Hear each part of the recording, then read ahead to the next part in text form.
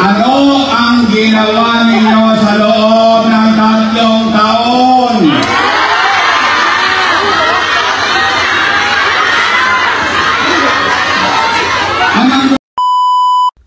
Naku po, durog ka, Mayura, kay Yormes Comorino.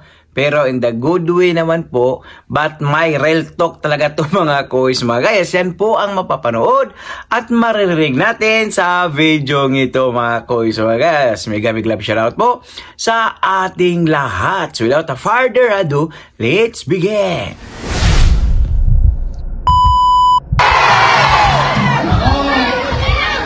Magsipagin na kayo!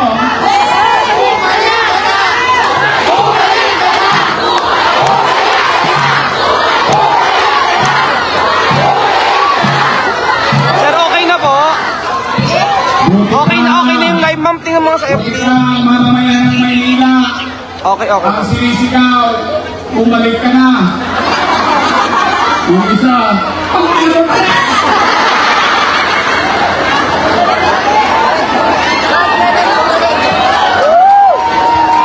don't panic. Huwag naman, ha? Ito, kung may halaga,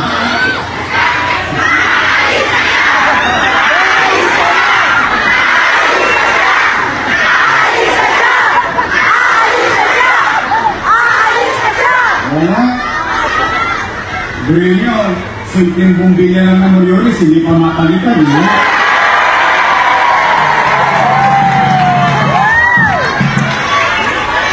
Namamatay na yung halaman ko. Tayo real talk tayo rito. Tayo, pare-pare tayo may karanasan sa Moriones. First time natin nakita, dati tambakan lang ng basura na kung sino-sino yan. Naging garden, naging maayos, naging malinis, naging maliwalas. Ano yun?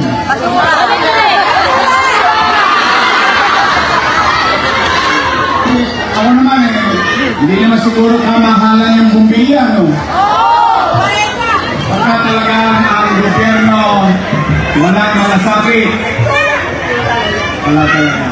Ano pa, kapag ang leader hindi umiikot, hindi niya nakikita yung tunay na sitwasyon at kalalagayan ng kanyang pamayanan at ng kanyang mamamayan.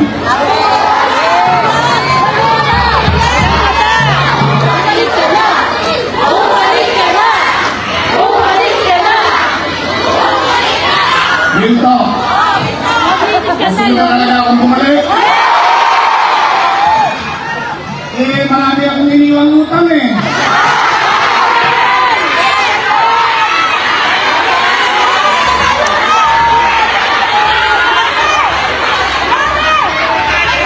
Di ba sabi nila?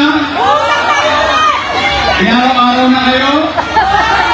Buhin ninyo, ako yata ang almusal nila, kamarian, magpunan, yung isa naman, ginawa akong pulutan.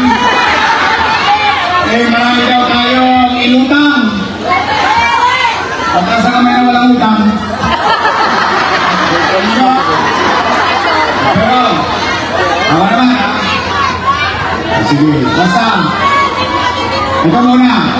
Bago ko ikwento yan. Meron lang muna akong unang pag-iusap. I hope pagbigyan ninyo ako. Hindi naman ito pabigatan. Mga nanay ko, mga tatay ko, mga lolo ko, mga lola ko, mga batang Maynila, huwag kayong papatoy sa kanila. Alam ko, nasasaktan ang damdamin ninyo sa mga masasakit na salitang binibintang nila sa akin. Alam ko, sumasakit ang tenga ninyo, gusto nyo na umuwi, pero hindi pa binibigay yung bigas, kaya ayaw nyo pang umuwi.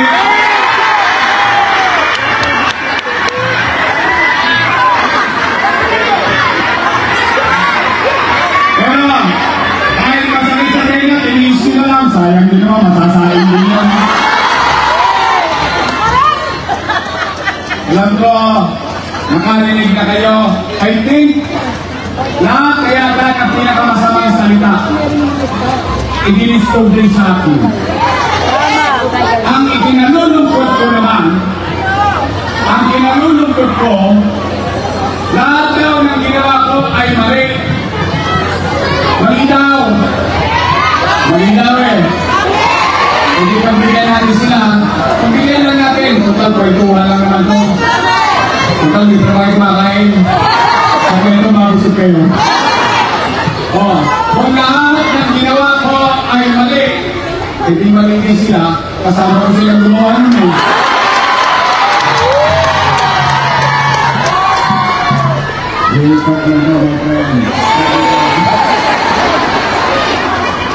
Iyo ba?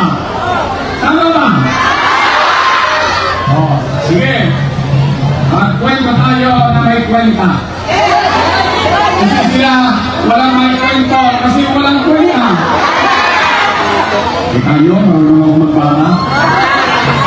Tingnan natin. Sige lang, simple lang natin. Kasi kahit pa paano, medyo marami-rami na to. Marami-rami na itong testigo. Okay.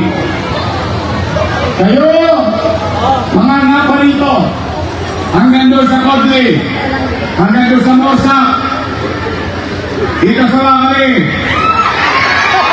labang ng Isada, kayo na naparito.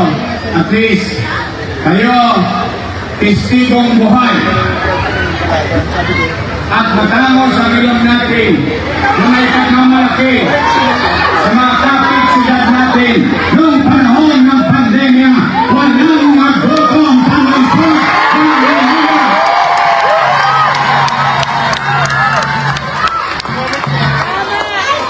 Mayaman, middle class, mahirap, walang pinili ang inyong yorme para makakain ang Manila. Yun ang kwento. Lagyan natin ng kwenta. 700,000 families buwan-buwan tumanggap ng food box. Ilagay nyo na lang sa 1,000 bawat food box. 1,000 na lang. 700,000 times 1,000, 700 million. 1 times 8 months, 8 times 7, 5.6 billion piso. Sa buong ko rin yun. Hindi pa ako dito?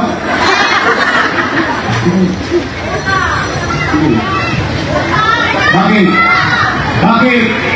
Bakit ginawa ko na parang anong sinabi ko sa inyo? Hindi naman ako nagpubli. Kaya naman ako nagsinungaling sa taong bayan ng panahon ng pandemya. Napapanood nyo lagi ako sa Facebook. Every Friday nag-report ako. Anong sinabi ko? Ang sinabi ko, na magpapandemya na mag-lockdown na, natatakot ang tao, baka magutom, baka mamatay. Anong sinabi ko sa Facebook? Pumanatag kayo mga batang Maynila. Huwag kayong mag-alala. Pag ako wala na may bebenta, wala na mautang. Nakita nyo itong milyon ito. Ipatatas ako itong kay Tambunting na karaos ng tayo.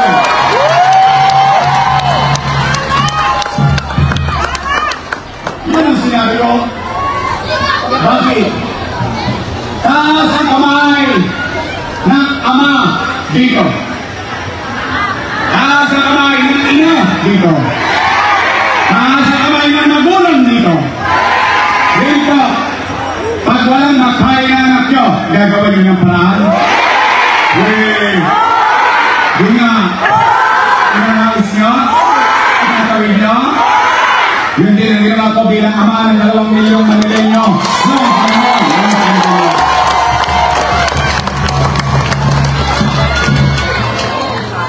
Manilaw yun.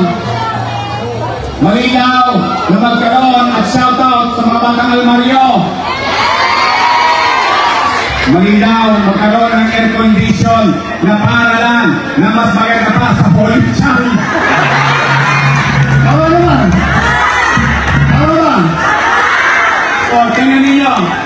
Kung walang vision ang leader ninyo, noong araw, ang klase kinakansila dahil may bagyo. Ngayon, kinakansila dahil may init. Tama ba?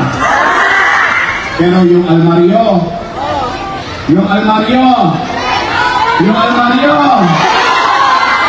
bigyan ng jacket yan. Mano pa? Yun ay simula. Mano pa? Kung ang salamat. Ang Quezon, ang Bondohan, ang Isabelo, ang Perfecto, paano ka lahat ang public school air condition, katulad na ulan mo. Metro Manila, walang pasok sa gitna at pilit ng araw. Pero Manila, may pasok, aircon ang eskwela namin. Masama ba yun? Masama daw? Masama daw? Humigit, kumulang, 2,000 pamilya ang nagbago ang buhay. Bumagyo, uminit. Saan ka nakakita? Squatter lang dati, ngayon naka-elevator pa. Masama daw yun. Wala raw return of investment. Kailan pa naging negosyo ang gobyerno? Ang gobyerno ay gumagastos ng pera ng taong bayan para sa serbisyong ipagkakaloob sa taong bayan. Tingnan nyo. Matatanda ng iba sa inyo dito. Hindi naman sa pagano. Yung iba dito, konti na lang ang birthday. Dito. Tingnan mo ninyo. Nagkakagyo. Uminit ang araw. Yung mga pamilyang natira sa Condominium 1, Condominium 2. For the first time in history ng Maynila, nagkaroon ng condominium na pinagawa ng pamahalaang lungsod ng Maynila. Mano pa? Kung matuloy-tuloy yun, hindi lahat tayo nakakondominium na. Sana all. What I'm saying is that ano man ang aking ginawa, inaharap ko yan sa taong bayan. Bakit? Hindi naman ako naiiya. Bakit? Pinakinabangan ng taong bayan. May nagutom ba sa Maynila? May gamot ba noong pandemya sa Maynila? Meron bang bakuna sa Maynila? Nakaraos tayo. Nakatawid tayo. Tulad ng gusto ng isang ina, ng isang ama, o ng isang magulang, mairaos niya ang kanyang mga anak. Yun ang pagtingin ko bilang alkalde ng lungsod ng Maynila. Ngayon, kung yun ay mali, hayaan ko na po kayong mag-husga. Ngayon, kung naniniwala naman kayong tama ang ginawa ko, nalulungkot nga ako, yung mga dati kong kasama, nung araw, papuri rito, papuri yun, papuri kahit saan, palakpak dito, palakpak doon. Ngayon, ako na pinakamasama sa kanila. Ang tanong ko, at ang tanong ng mga taga-Maynila, ano ang ginawa ninyo sa loob ng 3 taon?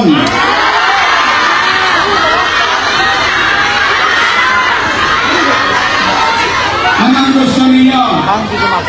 Kilos o biglang kilos?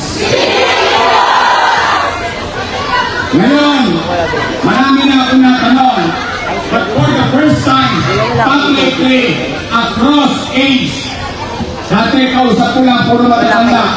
Ngayon, tatanungin ko kayo lahat mga taga-Maynila. Yung napapansin ko, dahil sinabi ko sa inyo, huwag kayong mapatol, huwag kayong maninira. Huwag, hayaan nyo na sila. Pagayaan natin. Pero, tatanungin natin ang taong bayan. Tatanungin natin. Kung napapansin nyo, yung napapansin ko, kaya kayo ang sasagot. Bakit? Kayo ang nakararanas kung totoo ba o hindi. Nay! Tay! Mga lolat ko na ako. Napapansin ko ba dumudugyot na naman ng Maynila?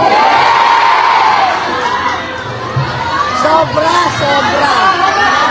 Sobra. Tingnan niyo yung masino. Tambak na naman ang basura. Ito masakit. Sinisipat akong bayan. Hindi ba din yung truck nyo? Yung truck nyo hindi kasya sa eskelita eh. Nahirapan ng tao. Pinalitan ninyo. Sakripisyo mamamayan. Nangadugyot. Ngayon, totoo bang dugyot na naman ang lungsod ng Maynila? Gusto nyo bang luminis ulit ang lungsod ng Maynila? Tulungan nyo kami. Lilinisin ko ulit ang lungsod ng Maynila. Pangalawa, napapansin nyo ba? Kaliwat kanan na naman ang mga tulongges sa lungsod ng Maynila. Araw-araw na naman tayo sa lahat ng news outlet. Gabi-gabi, hold up dito, hold up doon, isnat dito, isnat doon. Bukas kotse dito, akyat truck doon sa atin. Ano nang nangyari sa atin? Noong panahon ko, nagsialisan lahat yan, yung mga tulongges. Nangatakot lahat yan. Bakit? Dahil yung panahon natin, may gobyerno sa umaga, tanghali, sa hapon, sa gabi, hanggang madaling araw, may gobyerno sa lungsod ng Maynila. Ngayon, ano pakiramdam ng mga nanay? Ano pakiramdam ng mga tatay? Nangangamba. Yung mga anak nila galing sa eskwela, galing sa trabaho, pag-uwi, kung buhay pa. O baka naagaw na naman yung cellphone. O baka na-hold up. Nanay! Tay! Liyawa ang Diyos! Sa tulong ninyo, nakabalik tayo. Ibabalik ko sa inyo ang kapanatagan ng pamumuhay sa lungsod ng Maynila. We will fix the city with ayusin natin, didisiplinahin natin, kakalawitin ko ang lahat ng tulongges sa lungsod ng Maynila nang makapamuhay na naman tayo ng payapa at panatag. Ibabalik ko sa inyo ang pakiramdam ninyo na habang natutulog kayo sa peligro ni Ora, nasa isipan ninyo, alam ninyo na hindi natulog nyo dahil iniisip nyo si Yorme, alauna na madaling araw nasa kalsada pa. We will bring back order in the city. We will put it in right perspective. We will be competitive again. Nung umalis ako, nung sinimulan ko ang Maynila, we are number 16. Nung umalis ako, number 3 na tayo. Ngayon, number 16 ulit. Kaya, pasensya na kayo. Nagkamali ako. Nagkamali ako sa inyo. Nagkamali ako. Ang akala ko, hindi ko alam kung akala nyo rin. Akala ko itutuloy na lang yung ginawa natin. Ginagawa pa. Ngayon, total, tayong lahat at hindi raw tayo nakatulong sa kanya. Sa interview niya, hindi raw tayo nakatulong. Total, tayo naglagay sa kanya. Samahan niyo ko, alisin natin sila lahat sa pilihan.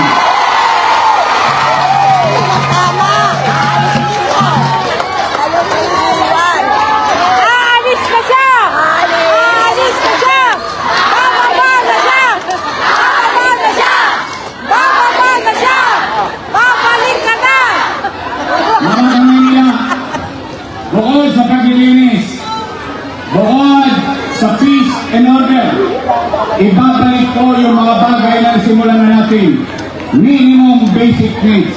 healthcare, education, housing, and jobs for the people of Manila. Kaya, ulitin ko,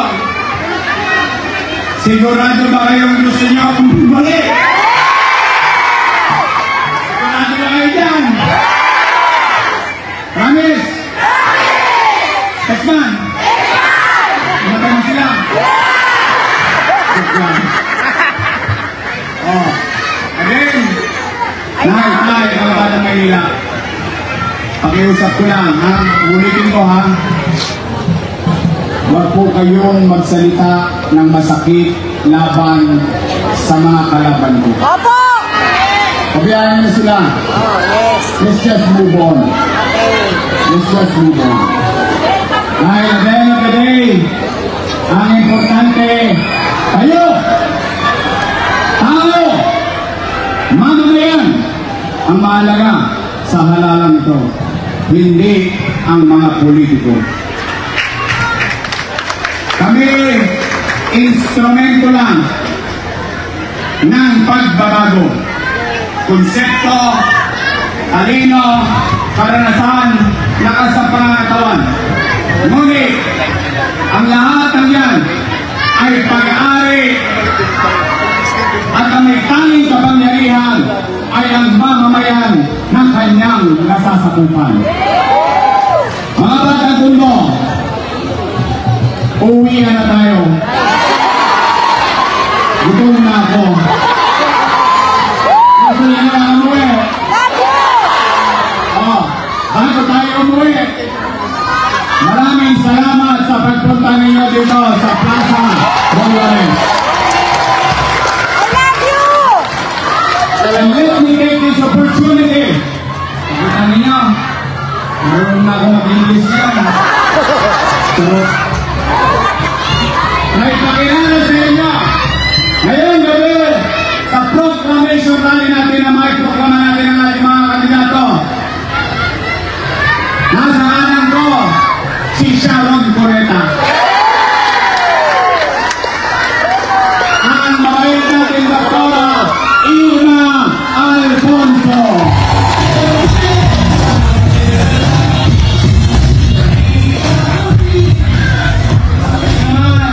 Tatay naman ang kasama ko.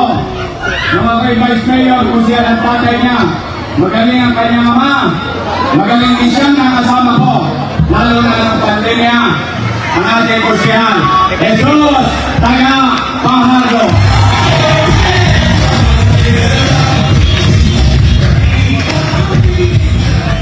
Unang takbo pa lang yung chairman, kasama niya na ako. Naniniwala ako sa kanya noon. Naniniwala ako sa kanya ngayon. At patuloy ako naniniwala sa kanya. Paul Hernandez.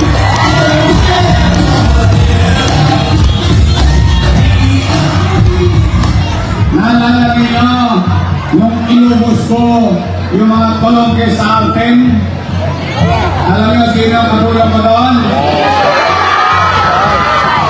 Batang tuloy. Tagaling ko rin sa atin. Ang ating minamahal na magiging kosyal, Colonel John Ibay.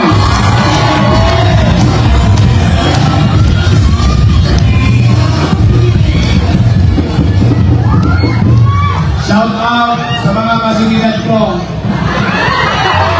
Mga batang tasipag yan. Naalala nyo ng bata tayo? Pag may basketball, magsusulisit tayo kay Bansay. Oy! Shout out sa mga batang Bamaso at sa Borsa. Ayan, dinadayo natin ang araw yung mama niya bago naging congressman nung Pusilyo. Natakot-takot na sulisit ang inabot sa atin. Magaling ang kanyang mama. Magaling din. Naging Pusilyo na kasama ko. Maligas ko! Kaya ko! Ang ating minamahal Pusilyo, Eric Ian Leva.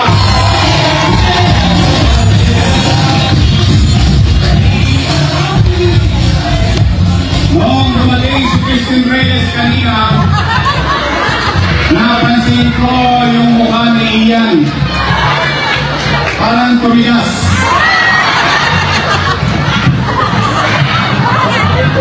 Tumigas yung baka.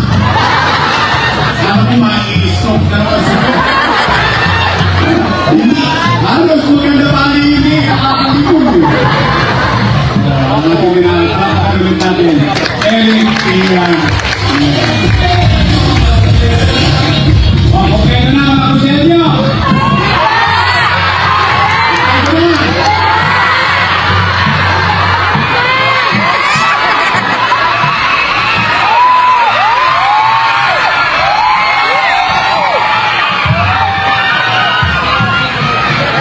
Pinabili ka ng suka ng nalang yan.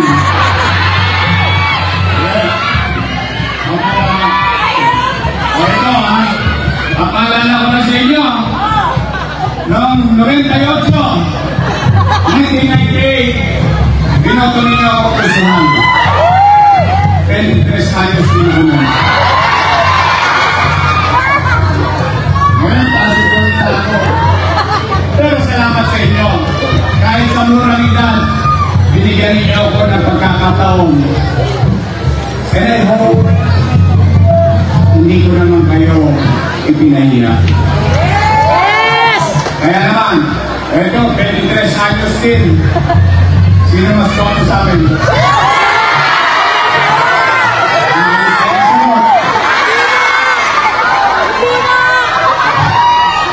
Ang pipin mo naman malita. Bigyan natin ng pagkakataon. Kaya natin siya matuto. Kasi nung araw, reklamo na reklamo yan. Alam niyo bakit reklamo yan?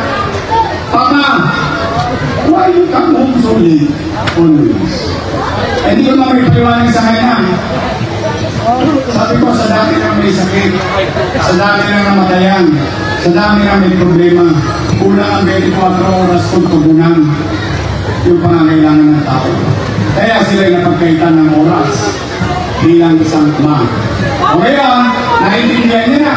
Nung pinaikot ko, hanggang madaling araw, nasa kalsada. Sabi ko, okay. Ngayon, alam mo na. Kasi, hindi ko pwedeng ituro at mahirap ituro ang pagmamalasakit sa kapwa. Nasa tao yan. Wala yan sa paaralan. Sa paaralan ang tinuturo, ABCD. 1 plus 1 equals 2. Pero yung pagkatao mo, ikaw yan. At aking matutunan yan kapag nakikita mo ang tunay na realidad ng iyong pamayanan. Yun ang sinabi ko sa kanya. O ngayon, nagulat siya. Eh siya umiiyak eh. Mas iyakin sa akin ito eh. Pinakikita niya pag may sakit. Magkukwento, papa, ganito, papa, ganyan. Now, you know. O kaya naman, halimbawa, nadali nyo na yung lima. Pwede nyo ba isingit?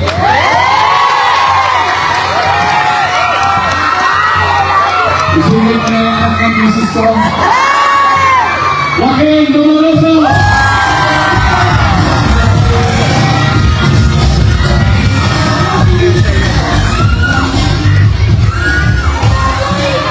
Tingnan natin pag nag-impressal ka na. Mahirap talaga mag-lingkod sa bayan. Talagang hindi yan nakakasa, hindi yan natutulong. Kailangan, nasa yan. So, mga taga-tundo, eto naman, binatapang.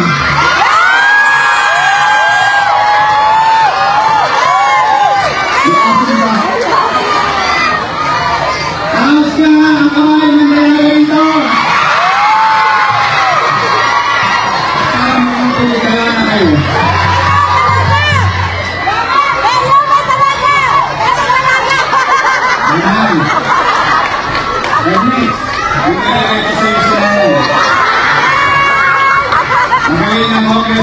At least, hindi ako napahiya sa kanya. Dito rin!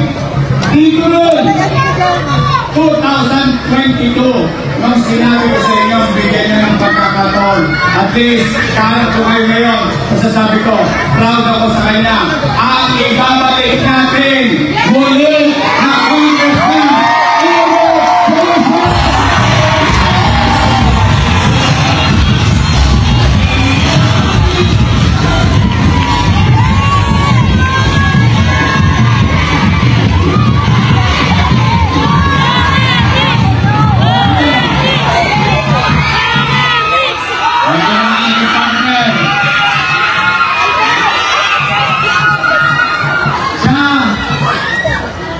ay mukha lang 19.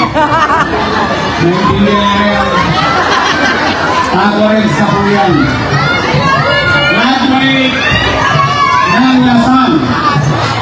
Graduate ang kurso Political Science. So sino? Alam niya ang trabaho ng gobyerno at pagiging presiding officer ng Sangguniang Pangasinan.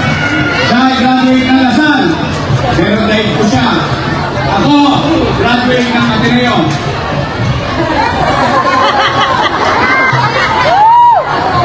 Para layo na maliwala. Palibasa, marami akong klase dito. Ako, Ateneo. Ateneo di Tondo. Tondo High School. Oh, graduate na Lasal, Political Science, aral sa kanyang ama, dating Vice Mayor and Presiding Officer. Gawin natin, ilagay natin ang maasahan nating Vice Mayor, Chel Atienza!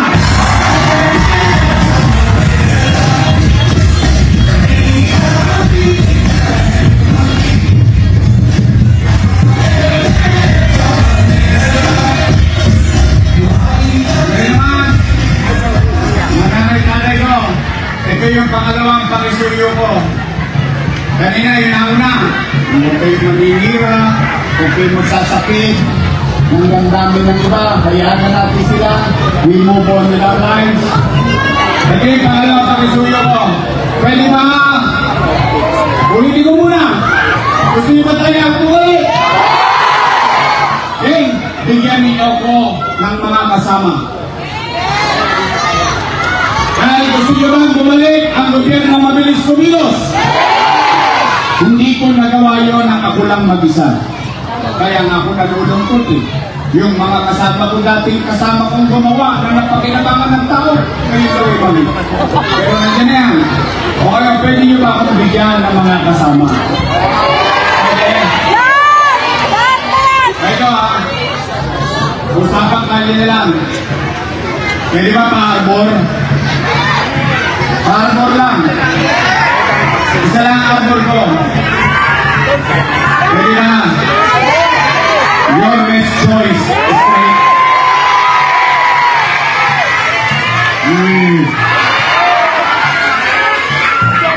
Mga sinachamp-champ mo. Yun na. Okay? Ayos.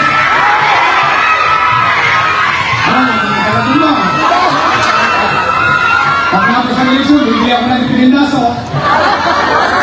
Titingnan ko kung may prueba ba kayo. Markado ka sa akin. Pwede sweet? Talaga? Oo? Lalo na, hindi ba dyan? Yung mga naupo. Madaling lapitan. Ayun na. Ayun na lang pa. But seriously, pwede ba makisundo? Bigyan niyo ako ng mga kasamang makakatrabaho ko dahil gusto kong ibangon muli ang lungsod ng Maynila. And I can do that with them.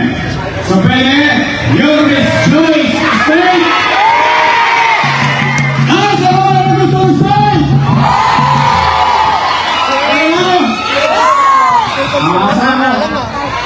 Ang sukli ko sa inyo, pag kayo'y nagboto, Pakisda lang. magiging ko na ng maayos. Gagawin ko ulit yung ginawa ko na dati. Uulitin lang natin. So muli, kain na! Uwi na! Asa ko ha? Maraming salamat sa inyo.